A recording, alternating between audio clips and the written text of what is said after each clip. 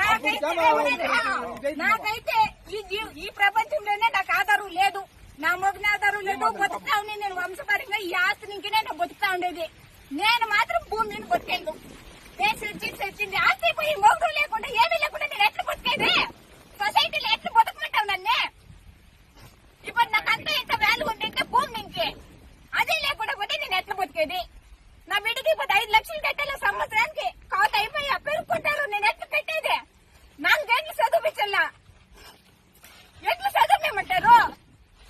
ఆదాయం పెట్టుకుని నా బిడ్డ గడ్డెక్కించమంటారు? కష్టపడి బోర్లేసి పంటలు చేసి లాసు టమాటా ఇప్పుడు 3 ఎకరాలు ఉంది, 1 రూపాయి రాలే, 4 లక్షలు ఖర్చు పెట్టినాను. గవర్నమెంట్ దానాలో చూసేసలేదు. టమాటా దినానికి 300 బాక్సులు పోతా ఉంది, 70 రూపాయలు రేట్ లేదు.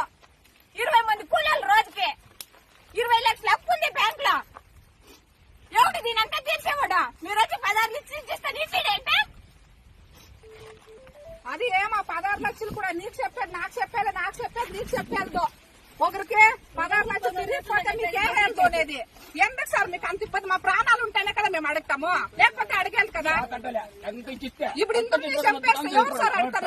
ఎవరిని అడిగేది కదా, పోయేస్తారు కదా. వీడు ఎవరు కోట్లు లేదు సార్, అందరూ కూల్ చేసుకునే వాళ్ళు బీరే ఉన్నారు సార్. దయచేసి అర్థం చేసుకోండి సార్. మీరు పొద్దున్న 7 గంటలకు వేస్తే 12 గంటలైతే నేను కొనుక్కునే తల్లి కడుపులో పుట్టిండే వాళ్ళకి అర్థం చేసుకోండి సార్. కష్టం లేదు అని మగ లేకుండా వేరే వాళ్ళకి 2 లక్షలు గుర్తుకు పెట్టినాను సార్. బిడ్డలు చదివించాక నేను చూడ అయిపోయాడు ఉన్నాడు, అయిపోతా 2 లక్షలు తీసుకున్నా, బిడ్డలు చదివిస్తా ఉన్నాను. ఇప్పుడు మీరు పెరుకొని స్థాయికి నేను 2 లక్షలు ఎట్లు ఇవ్వాలి? నా 3 బిడ్డలు ఎట్లు చదివియాలి? 2 వయసు బిడ్డలు పెళ్లి ఎట్లు చేయాలి సార్? కొంచెం అర్థం చేసుకుంటా. రైతనే ఓడు వయసులో మాది మాత్రమే ఇంకా అట్లా ఇంకా ఇట్లా అదేం సార్ అంత టార్గెట్? ఏమన్నా ఏం చేయంటామో లేదా వ్యవసాయం కన్నా మేము పోతా ఉంటామా?